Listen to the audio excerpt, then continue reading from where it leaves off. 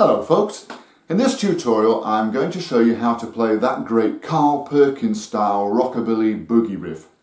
This tutorial is really a sequel to my tutorial number 3, in which I teach how to play another Carl Perkins style Rockabilly Boogie riff. This one here, however, was really Carl Perkins' go-to riff, and it's a little easier to play than the one I teach in my tutorial number 3, so I don't know why I didn't teach this one first. Anyway, Carl Perkins used it a lot. You can see him playing it in live shows back in the 1950s. Check out his appearances on a show called Town Hall Party. You can find them here on YouTube. And you can see him playing it in the 1980s, such as his 1985 Rockabilly session, in which he played along with his friends George Harrison, Eric Clapton, Dave Edmunds and members of the Stray Cats. Carl played most of his songs in the key of A, and when he wasn't playing in the key of A, he was playing in the key of E. So I'm going to show you how to use this riff to replace the chords in those keys. That means that you can use this riff to play the songs here in my songbook. 50 from the 50s. Play 50 rock and roll songs with 4 chords, and those chords are A, D, E and B7. So I'm going to show you how to use this riff to replace all of those chords except the B7. I'll tell you what to do in place of a B7 chord though. First of all, I'm going to show you how to use the riff to play songs in the key of A. Lots of rockabilly and rock and roll songs used a 12-bar blues chord progression or variations on it. Here's the version of that chord progression that Carl Perkins usually used. It starts off with 4 bars on an A chord like this. 1, 2, 3, 4. Then we have 2 bars on a D chord. 5, 6. We have 2 bars of an A chord. 7, 8. Then 2 bars on an E chord. 9, 10. Then we finish off with 2 bars on an A chord again. 11, 12. And there you have your 12 bars. Here's the version of the riff that you would use in place of each bar of an A chord. It sounds like this.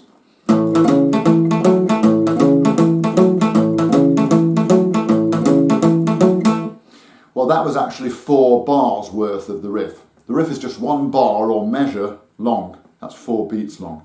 Here's what 1 bar of the riff sounds like by itself. And here's what it sounds like played really slowly. You may have noticed that I'm palm damping, so I'm putting the fleshy part of my right hand over the bridge to damp or deaden the strings, to stop them ringing out, get that plinky plonky effect. You don't have to do that, it sounds good without palm damping. Sometimes I do that, but Carl Perkins usually did palm damp. You'll notice that I'm using down and up strokes of my pick. I'm effectively strumming 2 strings at a time. Like that. And the riff has a bounce to it, a shuffle or a swing rhythm. Tum-ti-tum-ti-tum-ti-tum-ti-tum.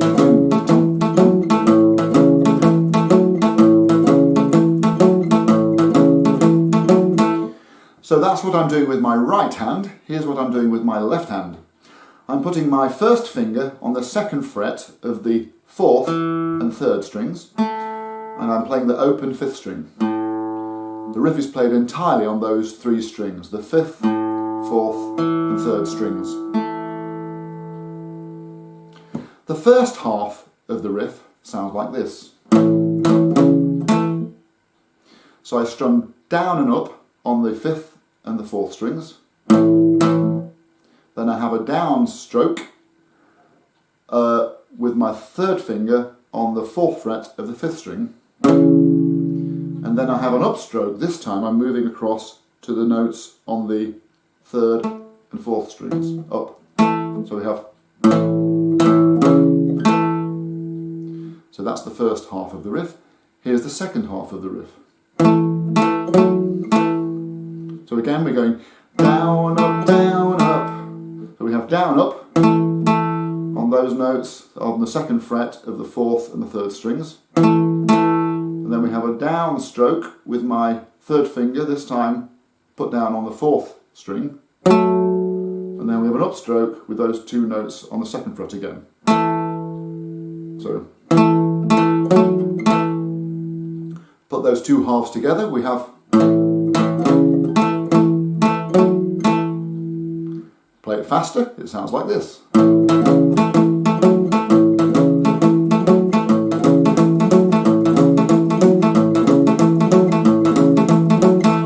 So there's the riff that you would use in place of each bar of an A chord.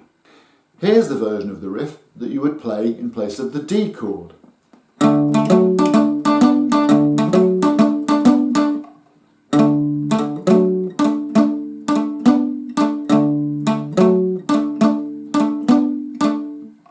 It's like the A version of the riff, but everything's been moved across one string, so that we're now playing on the fourth, the third, and the second strings. We're playing the open fourth string. I've got my first finger on the second fret of the third string, and my second finger on the third fret of the second string.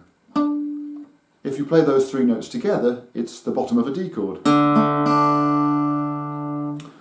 You start off by strumming up and down like we did before, but this time on the fourth and the third strings. Then you drop your third finger down onto the fourth fret of the fourth string for a downstroke, and then you play an upstroke on those two notes on the second and third strings. So that's the first half of the riff. The second half goes like this. It's just like we had before, but we're strumming up and down on the second and third strings. Down, up, down, up. Put those two halves together and we have... What Carl Perkins often did was to play a variation on that riff for the second of the two bars of D. It sounded like this. So for that second bar, he played this version of the riff. So the first part of that variation on the riff is the same as the other one. But for the second half of that riff, he does this. He goes down, up on the third and second strings, down, up, and then down on the fourth and the third strings, having dropped his third finger down onto the fourth fret of the fourth string, and then you play an upstroke on the second and third strings again. So altogether that's...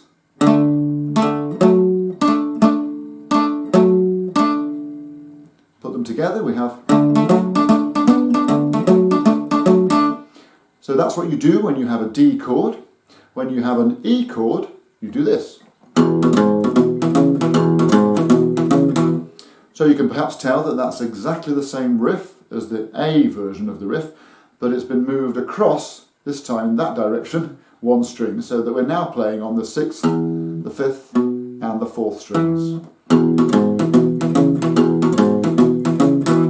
So those are all the riffs that you need to play 12-bar blues in the key of A. But there's a lick I'd like to show you. It's a walk-up run, and you play it when you're moving from the A chord to the D chord, like this. Here it comes. I did this. Here it is played slowly.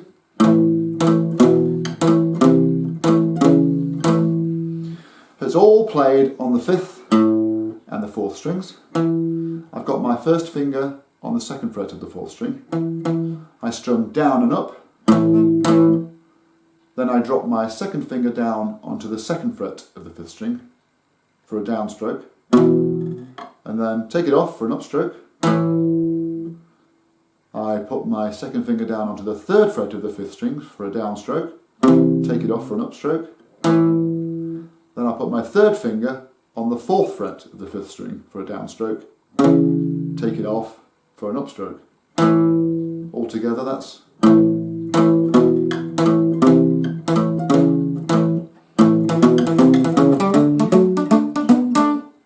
Those are all the riffs and one lick that you need to play Carl Perkins style guitar boogie in the key of A, except you may remember there was an ending lick that I played at the very beginning of the video. It's it sounded like this.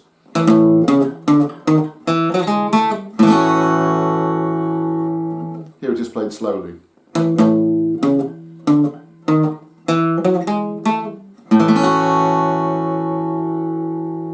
Carl Perkins used that ending lick quite often. It starts off with a down and up stroke on the 4th and 5th strings. You've got your first finger on the 2nd fret of the 4th string, so you go and palm damping again.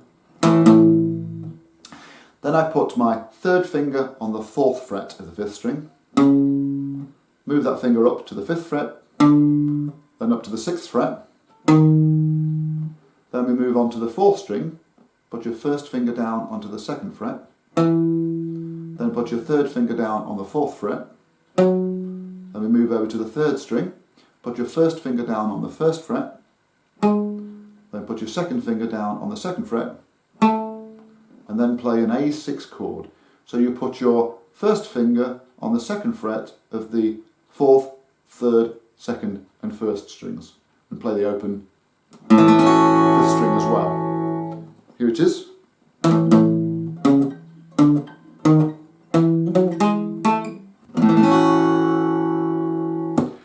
Now let's have a look at how to play the 12-bar blues in the key of E, Carl Perkins' Rockabilly Boogie style.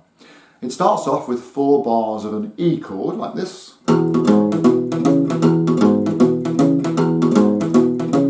Then we have 2 bars of A, back to E for 2 bars. Then we have 2 bars of B, then 2 bars of E. You may recognise most of those riffs. We started off with the E riff for 3 bars.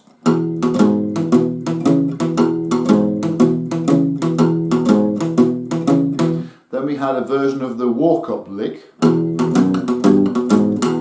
So that's exactly the same as we played before in the key of A, but this time we're playing it all on the 6th and the 5th strings. That takes us up to the A chord, the A version of the riff. Then back to the E version of the riff. Now you can't play a B version of the riff, so what Carl Perkins did was this. Sounds a bit like Johnny Cash, doesn't it? So he played a B7 shape, but he only played the notes on the 6th, the 5th, the 4th and the 3rd strings. He did this, he played a downstroke on the note on the 2nd fret of the 5th string, that's a B, and then he played down and up on the 4th and the 3rd strings, so that's, and then he did the same thing, but this time he played the bass note on the 2nd fret of the 6th string. So here's 1 bar. You do that twice because there are 2 bars on the B7. And that takes you back to the E chord. And then at the end of your song you could play that rounding off lick.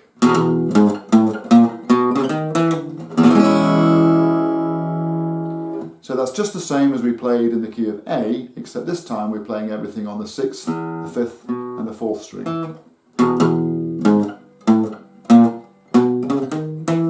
And end up with an E6 chord, so that's an E shape with your little finger dropped down onto the 2nd fret of the 2nd string. So there you have it, Carl Perkins' Rockabilly Boogie Guitar Part 2. I hope that was useful. Let me know if you have any queries in the comments.